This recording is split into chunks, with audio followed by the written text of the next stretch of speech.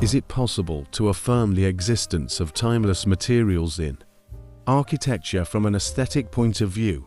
Undoubtedly, wood and concrete emerge as strong competitors, not only because they represent the solidity, volume and mass of the building, but also because they provide a wide range of aesthetic possibilities in the project. Despite its apparent simplicity, concrete exhibits a variety of properties that are influenced by manual manufacturing, curing methods, and contact during production. As a result, it inherently presents color variations, appearing lighter or darker based on factors such as proportion, origin, and batch of cement or aggregate. The addition of pigment to concrete gives it its own meaning.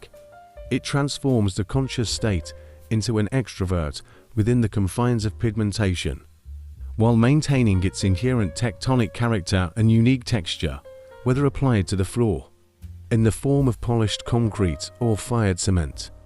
These floors offer commendable durability, along with the neutral and relatively uniform base preferred by architects. The house in Nils Lauritssøns is located on a narrow plot in a residential area on Berg in Oslo. It is placed in a secluded position, withdrawn from the road. The building has a homogeneous, clear, and precise shape. It follows the rhythm of the neighboring houses in the area, with a narrow facade facing the road. A long body takes advantage of the sloping terrain on the site.